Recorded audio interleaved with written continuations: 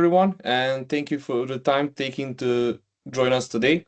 Welcome to our session, Future of Manufacturing, the Cost of Digital Downtime, how IT infrastructure now directly impacts production continuity and margin. Now, that title is quite intentional because what we're discussing today sits at the intersection of operations, technology, and financial performance. Manufacturing environments have evolved significantly over the past few years, so production is no longer shaped only by machines, labor, and materials. It's now deeply influenced by systems, networks, supplier integrations, vendor access, real-time data dependencies. What we consistently see across mid-market manufacturers is a growing gap between how production environments have evolved and how the underlying IT infrastructure is being managed. That gap is not always visible, but when it shows up in the form of instability, delays, recovery issues, and unplanned downtime. And when that happens, the impact is not just technical, it affects throughput, scheduling, margins, customer commitments, and overall operational confidence. So, over the next 40 minutes, our objective is to make this very practical. We'll look at what has changed, what it means in terms of cost and risk, where these issues actually begin, and most importantly, what a structured response can look like.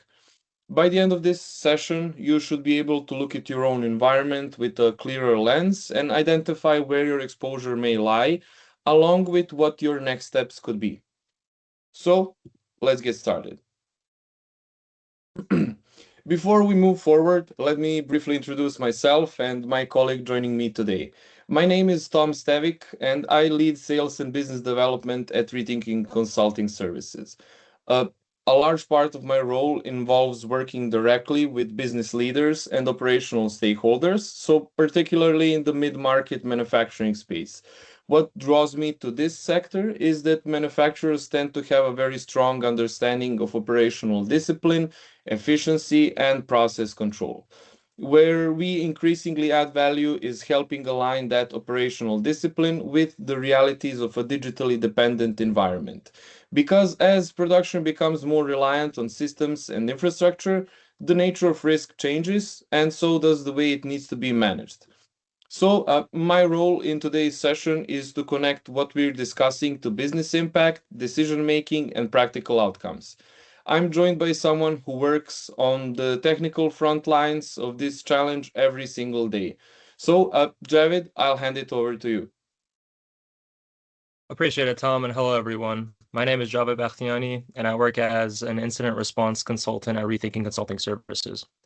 My role involves working directly within organizations when something has already gone wrong, whether that is downtime, infrastructure instability, or security-related incidents. I help team understand what happened, why it happened, and how to prevent it from happening again. A significant part of my experience has been within manufacturing companies. I have worked inside environments where production depends heavily on systems that are often considered secondary until they fail. And when they do fail, the impact is immediate and operationally halting. So what we'll be discussing today is based on what I've seen in real environments, not theoretical models. I genuinely be glad to be part of this session because this is a conversation that many organizations should be having right now. With that said, Tom, please take it away. Just give me a second. So, to make the most of our time together, let me walk through how this session is structured. We designed this as a connected progression rather than a set of just standalone topics. So, we'll begin at looking how manufacturing has shifted over time, because that context is critical to understanding everything that follows. From there, we'll move into the real cost of downtime, not just in terms of lost hours, but in terms of its broader financial and operational impact. Then we'll examine where digital downtime actually starts, which is often different from where most organizations assume it begins. We'll also explore the mid-market exposure gap and why this issue tends to persist in environments that are otherwise operationally strong. From there, we'll shift into what a future-ready manufacturing environment looks like, including how IT needs to be reframed as a production asset rather than a support function. We'll then walk through a practical 90-day stabilization framework that provides a structured path forward. And finally, we'll close with a live self assessment that gives you a simple way to evaluate your own environment in real time. So, if I were to summarize the journey, we're moving from context to cost to cause to capability and finally to action. The goal is that by the time we reach the end of this session, you're not just more informed, but better equipped to make decisions. At Rethinking Consulting Services, we're a managed IT, cybersecurity, and AI consulting firm that works with small and mid-sized businesses to help them operate more securely, efficiently, and at scale. Now, what that means in practical terms is that we focus on building the operational technology foundation that supports business growth without introducing unnecessary risk. So, this is not about reactive support, it's about creating environments that are stable, controlled, and aligned with how businesses actually operate. So we combine proactive IT management, built-in security, and practical AI enablement to reduce risk, streamline operations, and support growth. In the manufacturing context, that translates into infrastructure that supports production continuity rather than disrupting it. It means systems that are monitored rather than assumed to be stable. It means a risk that is addressed before it becomes an incident. And most importantly, it means an approach that is outcome driven. So we focus on measurable improvements in uptime, productivity, and resilience rather than fragmented reactive IT support. And one of the reasons we're able to do that effectively, especially in manufacturing environments, is because of the depth of expertise within our team. At Rethinking Consulting Services, we don't take a generic approach. We work with people who understand the environments they're stepping into. Manufacturing has its own operational pressures, dependencies, and risk patterns, and it requires a level of technical understanding that is grounded in those realities. And that's exactly why Jared is here with us today. He works directly inside manufacturing environments, understands how those systems behave under operational conditions, and has seen firsthand how digital dependencies impact production continuity. So rather than just discussing this from a strategic standpoint, you're going to hear from someone who has dealt with these challenges at a very practical level. So, Javid, let's start with what has actually changed inside manufacturing. Thanks, Tom. Yeah, absolutely. So what I like to do here is ground the discussion in what I've consistently seen across manufacturing environments. The shift we're talking about didn't happen overnight, it evolved gradually, which is why many organizations haven't fully recalibrated to how much production now depends on digital systems. Let's walk through what that looks like today. ERP-driven scheduling means production planning now lives within systems, not manual processes. Cloud-connected supply chains mean external dependencies now directly affect internal operations. Vendor remote access introduces additional pathways into environments that need to be managed carefully. Real-time analytics means decisions rely on live data being accurate and available, as well as network-connected equipment means machines themselves are now part of a broader system landscape. When you connect all of these, the key point becomes critical. Production continuity now depends on IT stability, and the impact of that is significant. It means production delays can originate from system instability and not just physical issues. It means operational risk now includes infrastructure risk as well. And it means that stability at the system level directly influences output at the production level. That's the shift. Building on what we just discussed, it becomes useful to move from the idea of digital dependency into something more structured. A practical way to think about modern manufacturing is as a digital chain of dependencies. And the reason I use the word chain very deliberately is because each component is not operating in isolation. Each part depends on the others functioning correctly, in sequence, and often in real time. Let's walk through this step by step. We begin with the customer. Customer demand today is no longer just an incoming order. It is often tied to digital inputs such as configuration, pricing logic, delivery expectations, as well as system-driven workflows. The demand signal is captured and processed digitally from the very beginning. Then, that goes ahead and flows into the ERP layer. This is where scheduling, production planning, inventory allocation, and operational sequencing take place. The ERP is effectively coordinating how production should happen. If the ERP is slow, inconsistent, or unavailable, then the entire planning layer begins to degrade. It is not just a system issue, it directly impacts how work is organized on the floor itself. From there, everything relies on the network. The network is what allows systems, machines, and users to communicate with one another. It is often invisible when it works, but the moment it becomes unstable, communication breaks down, and systems cannot synchronize, as well as instructions cannot flow properly and access becomes inconsistent. Then we'll move ahead to the machine layer. Machines no longer purely are just mechanical assets. In many environments, they rely on digital inputs, system coordination, and network connectivity. Whether it is control systems, monitoring, or integrating with other platforms, machines are now part of the broader digital ecosystem. Then there's the cloud layer. Cloud platforms support analytics, reportings, supplier integration, and in even some cases, core applications. If the layer is disturbed, it affects visibility, coordination, and decision making as well. Even if production can continue physically, the ability to operate efficiently becomes compromised. And finally, the supplier link. Supply chains are now digitally integrated. Timing, coordination, and communication with suppliers often depends on system-level integrations. If that connection breaks, the impact may show up as material delay, but the root cause may actually be digital.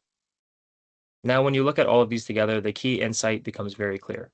This is not just a set of systems, it is a continuity chain. And that brings us to the key point of if one digital link fails, production stalls. I want to emphasize that this does not always mean a complete shutdown. In some cases, it shows up as reduced throughput, as delayed decision making, or inefficiency or inconsistency as well. But in every case, the integrity of production is affected one way or another.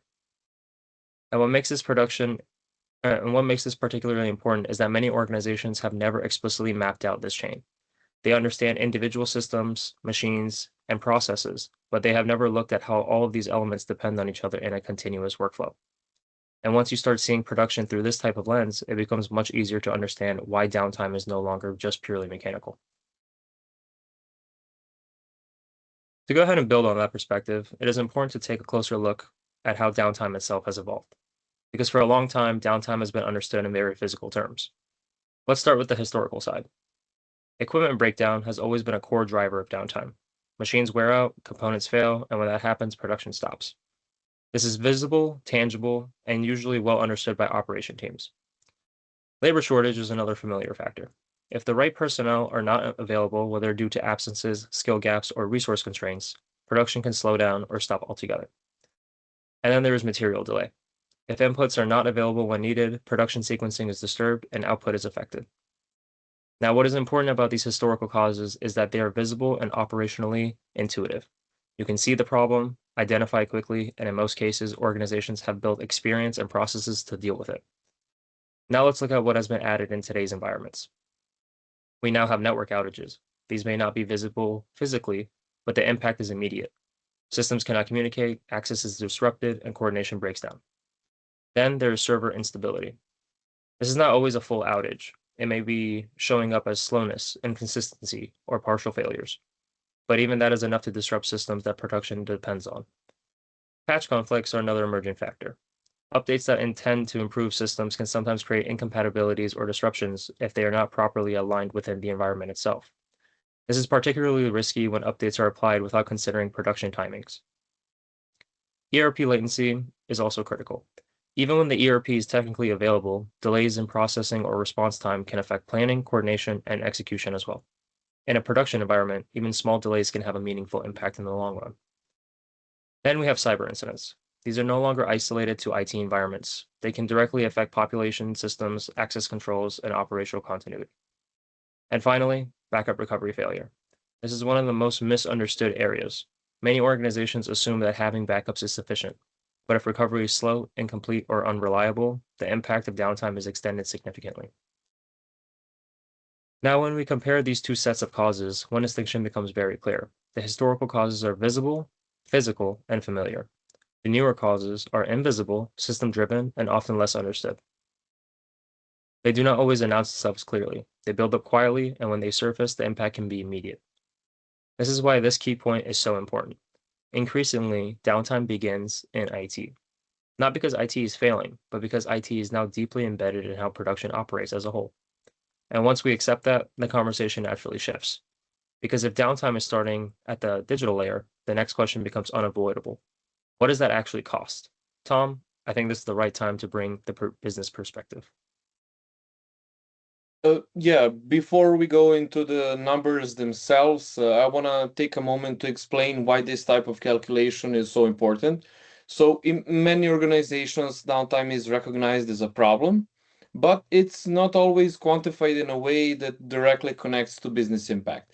It's often described in terms of inconvenience, disruption, or delay, but unless it's translated into financial terms, it tends to remain a secondary concern rather than a strategic priority.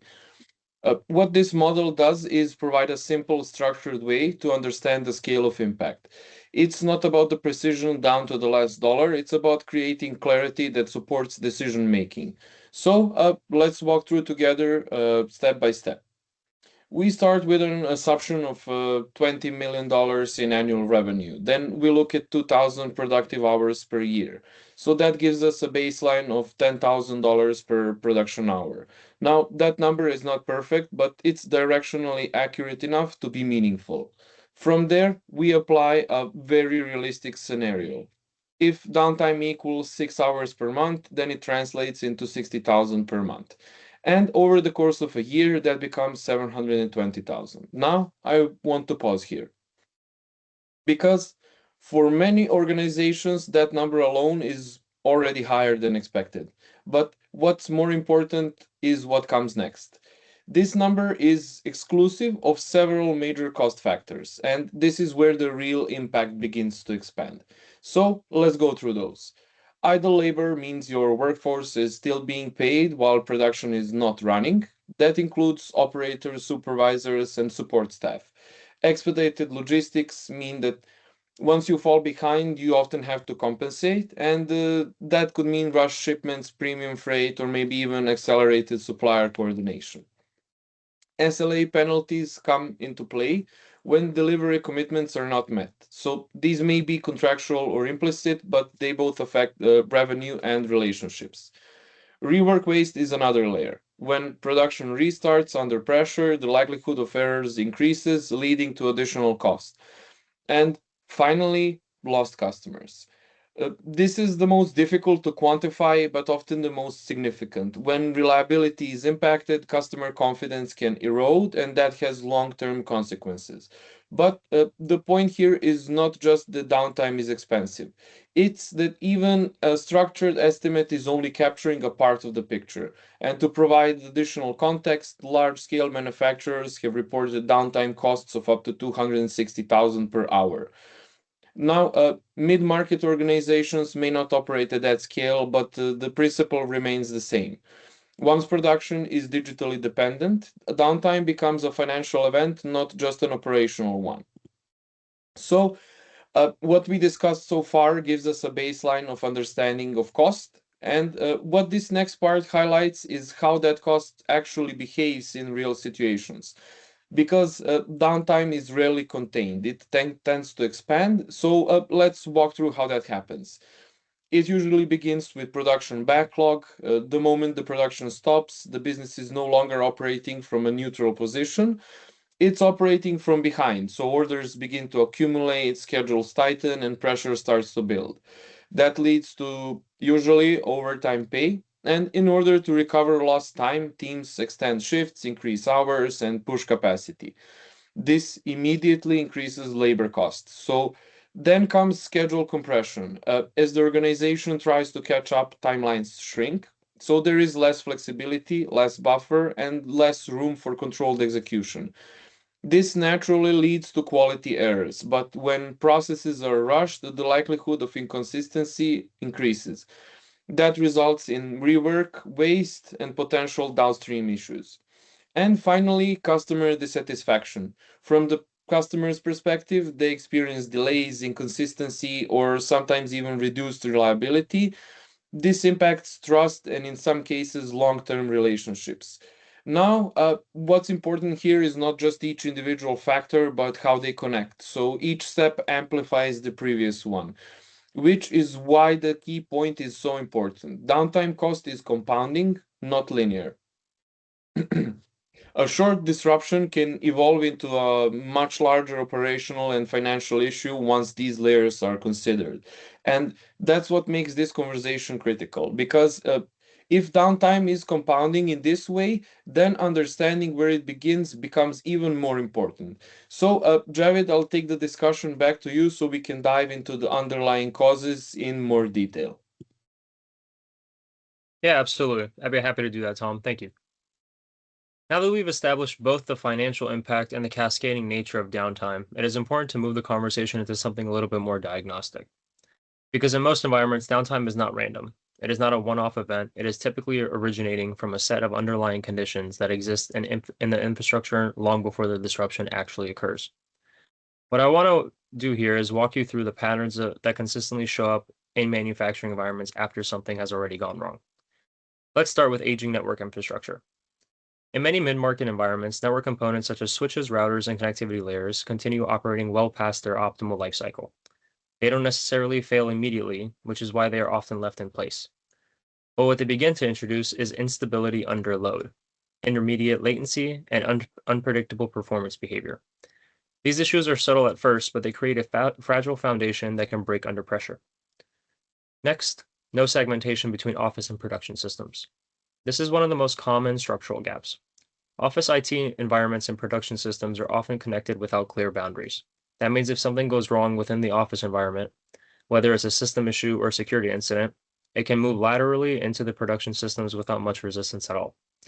And at that point, what started as a localized issue becomes an operational disruption. Then there are inconsistent patch cycles.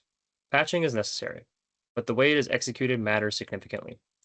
In many cases, updates are applied without aligning to production schedules or without validating compatibility across different systems. What that creates is a situation where stability is compromised not because of failure, but because of misalignment between IT processes and production reality. Moving on to shared shop floor credentials. This is less about technology and more about the control and accountability.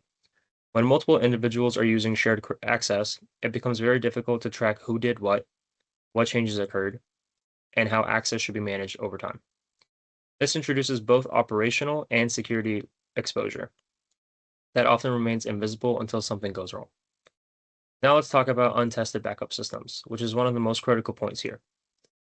Many organizations have backups, but very few regularly test whether those backups can be actually restored within a realistic scenario. There's an assumption of recoverability, but no validation. And the first time that assumption is tested is often during a live incident, which is usually the worst time to discover gaps. And finally, limited monitoring visibility. Without continuous monitoring, the environment operates within a type of reactive mode. Issues are only discovered after they have already impacted production.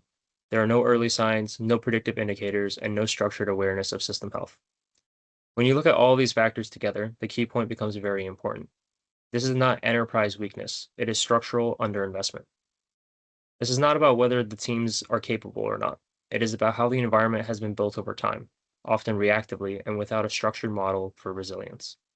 And once you start viewing it through this type of lens, it naturally leads to the next question, which is, how does this structural gap actually differ across organizations? To go ahead and answer that, it helps to look at how environments are structured at different levels of maturity. On one side, you have enterprise environments. When we say dedicated SOC and NOC, we are talking about teams whose sole responsibility is monitoring infrastructure continuously.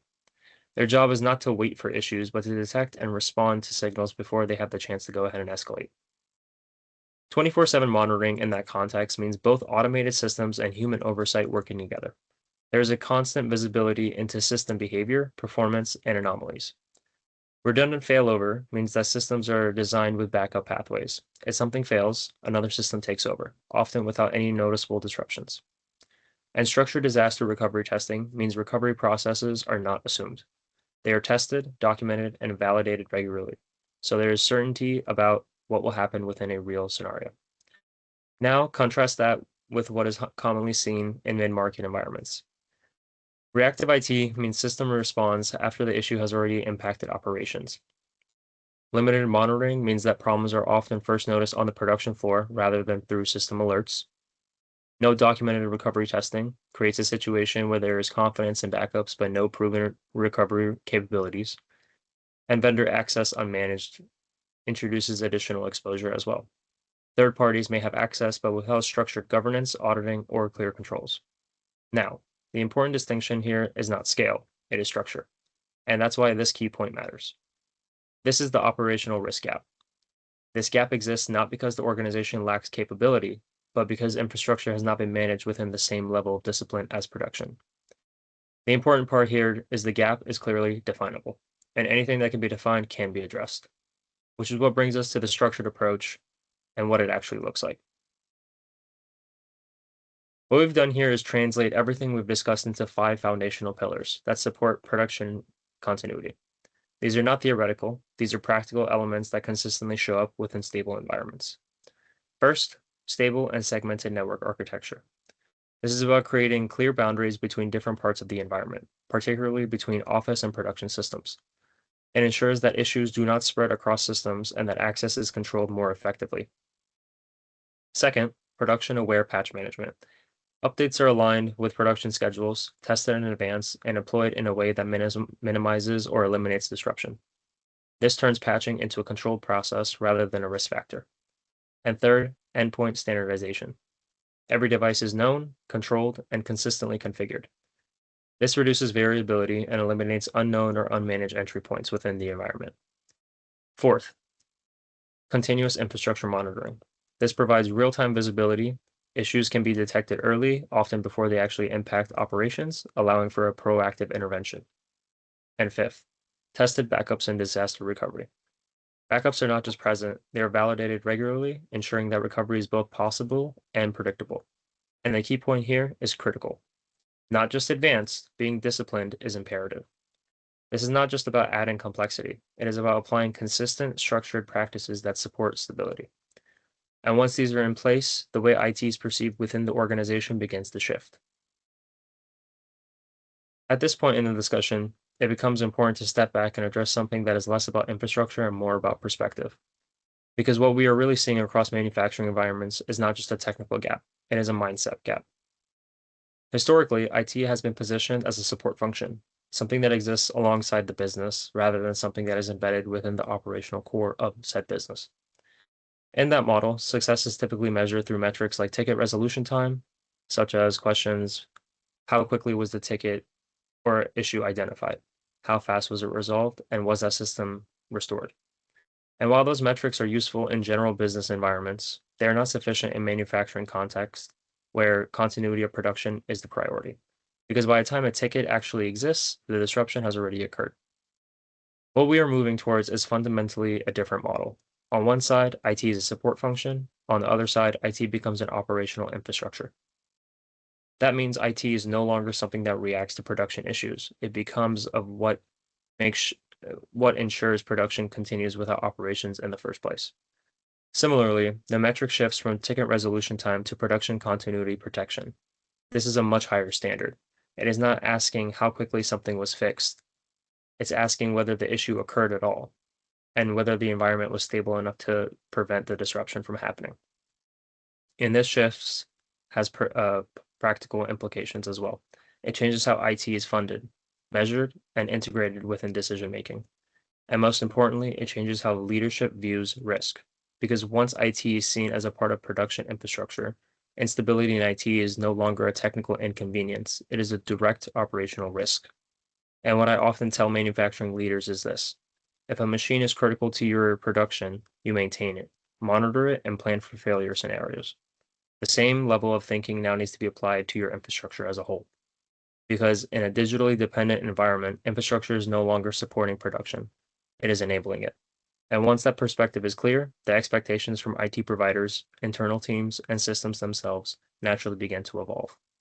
Which brings us directly to what managed IT should actually deliver within this context. I want to begin this section with a very direct statement: not help desk. And I want to stay on that for a moment, because it is one of the most important distinctions in this entire conversation. For many mid-market manufacturers, IT has historically been experienced as a help desk function, something you call when something breaks, something that responds, resolves, and moves on. But in a production-led environment, that model is no longer sufficient, because by the time you are calling for help, production has already been impacted in some way. So the question shifts from how quickly was the issue resolved to why did the issue occur in the first place and how do we prevent it from happening again in the future? That is the foundation of what managed IT should actually deliver. Let's go through one of these one by one in practical terms. Predictable uptime means that systems are no longer just available, but consistently stable. It means that variability is reduced, unexpected outages become rare, and the environment behaves in a way that allows operations to plan without conference. Controlled maintenance windows means that changes are no longer applied arbitrarily. They are aligned with production schedules, tested appropriately, and introduced in a way that minimizes disruptions. This is about coordination between IT activity and operational reality. Risk prevention shifts the focus from reacting to incidents to identifying vulnerabilities early. This introduces configuration gaps, outdated components, access weaknesses, and process misalignments. Cyber resilience is not just about avoiding incidents, but about ensuring that if something does happen, the organization can detect it early, respond effectively, and recover with minimal impact. Insurance alignment is becoming increasingly important as well. Many organizations are now required to meet specific technical standards to maintain coverage. If those standards are no longer met, exposure increases not just operationally, but financially as well. Vendor access governance addresses a growing area of risk. Third-party access is often necessary, but without control, visibility, or auditing. It becomes a pathway for both operational and security issues. And finally, audit-ready reporting. This is about having structured visibility into what is happening within the environment. It supports compliance, internal oversight, and executive decision-making. Now, when you step back and look at all of these together, the goal becomes clear. Managed IT should not be measured by how busy it is. It should be measured by how stable the environment is. It should create confidence, not dependency, and it should reduce uncertainty, not respond to it. And when that level of expectation is in place, the next logical step becomes very practical. How do you move from your current state to a more stable and controlled environment? This is where the conversation becomes actionable. Everything we've discussed so far leads to a structured way of addressing the problem, and that is what this 90-day framework represents. Now, what is important here is not just what is being done, but the sequence in which it is being done, because stability is built step by step. Month one focuses on visibility. This includes infrastructure audits, risk mapping, and downtime cost modeling. The objective here is clarity, because without a clear understanding of what exists, where the risks are, and what the financial exposure looks like, any action taken is likely to be reactive or incomplete. What this phase delivers is a baseline. You understand your environment, your vulnerabilities, and your potential impact. Month two focuses on control. This is where the network hardening and endpoint standardization come in. At this stage, the goal is to address the most common sources of instability. This includes reducing unnecessary exposure, eliminating inconsistencies, and bringing structure to see how systems are managed. The outcome here is not perfection, but control. The environment becomes more predictable and less prone to unexpected failure. And month three focuses on purely resilience. This is where the backup testing and monitoring deployment are prioritized. Now, the question becomes, if something does go wrong, how quickly can we detect it, and how effectively can we recover? This is where confidence is built. Because resilience is not about avoiding every issue, it is about ensuring that when issues do occur, they do not escalate into major disruptions. And all of this ties back to the key point, our goal, which is reduce digital downtime exposure within 90 days. Not eliminate risk entirely, but reduce it in a structured, measurable, and meaningful way. And once you see it laid out like this, the most relevant question becomes very specific. Where does your organization stand today? This is exactly what we're going to explore next. Tom, let's bring that into focus, please. Yeah, of course, Javid. Well, let's take a moment now to turn this into something directly relevant for your organization. Everything Javid and I discussed becomes valuable only when it connects to your current reality. So this is a simple exercise, but it's designed very deliberately. So each no equals 1 point. And what we're trying to understand here is not perfection, but clarity. And let's go through this carefully. Do you know your cost per downtime hour? Not an estimate, not a rough assumption, but a number that's clearly defined, understood, and aligned across leadership. Without that number, it becomes very difficult to prioritize investment or even action. And next, have you tested backups in the last 90 days? And I want to emphasize the word tested, not assumed, not configured, but actually tested under conditions that reflect a real recovery scenario. Because the difference between having backups and having recoverability is significant.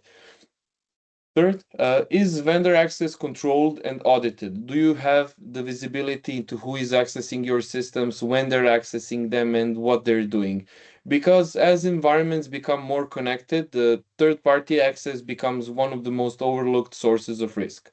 Fourth, are patch cycles aligned with production schedules? Or are updates happening independently without coordination with operational timelines? Because misalignment here is one of the most common sources of unintended disruption. And finally, do you have documented recovery timelines? If a system fails, do you know how long it takes to restore functionality? And more importantly, is that timeline acceptable from a production perspective? So take a moment to reflect on these.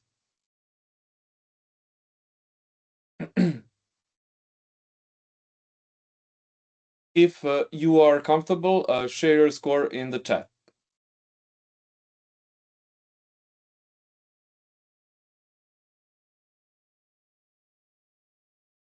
Okay, so now what you're seeing here is not about scoring high or low, it's about understanding where visibility exists and where it doesn't. 0 to 1 suggests relatively low exposure, 2 to 3 indicates moderate risk, 4 or more suggests significant exposure. And importantly, if any of these questions were unclear, that itself is a signal. Uncertainty in these areas often translate into operational risk. And what this exercise is designed to do is give you at least a starting point. Because once you have clarity, you can begin to act with intent rather than reacting under pressure. And building on that, what we want to offer is a structured way to move from awareness to action. Identifying exposure is only the first step. The real value comes from understanding what to do next. So, this complementary offer is designed to provide that clarity in a practical and actionable way.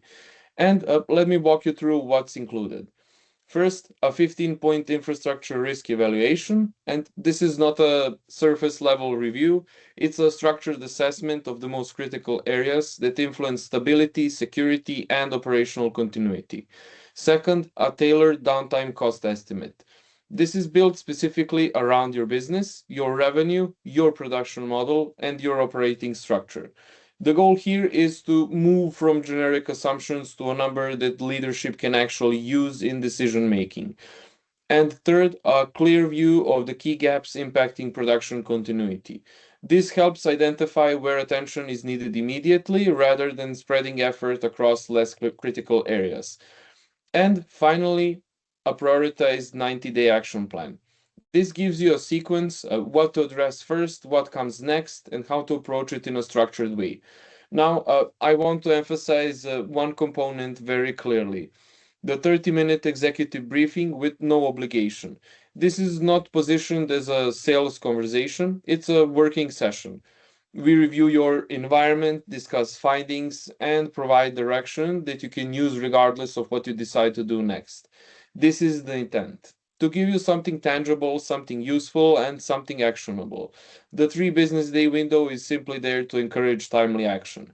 Because the sooner these conversations happen, the sooner clarity replaces uncertainty. So, as we come to the end of this session, let's briefly bring everything together. Manufacturing environments today are no longer purely physical. They're digitally dependent systems where infrastructure plays a direct role in production continuity. Downtime is no longer isolated, it compounds, expands, and impacts multiple layers of the business. The exposure gap that exists in many mid market environments is real, but importantly, it's also clearly identifiable and addressable. And what we've outlined today is not just a set of observations, but a structured way to think about and act on this challenge. If this discussion resonated with you, I would strongly encourage you to take the next step and explore your own environment in more detail. So, Jared, from your point of view, what would you leave the audience with? Thank you, Tom. I would say one key perspective I have is in every environment I've worked in, the risks we've discussed were not hidden because they were complex. They were hidden because they were not being looked at in a structured way. Once they are identified and addressed, the improvement in stability is often immediate, and that creates a different level of confidence across the organization itself. So the earlier this is approached proactively, the more control the organization retains. Back to you. Yeah, well said, Jared. And with that, we'll bring this session to a close. So thank you all for your time, your attention, and your engagement throughout this discussion. We appreciate the opportunity to share this perspective with you, and we hope it has given you a clearer way to think about your own environment. From all of us at Rethinking Consulting Services, we look forward to continuing this conversation with you. We'll leave you with one final thought. Production does not fail first, infrastructure does. So, thank you and have a great day.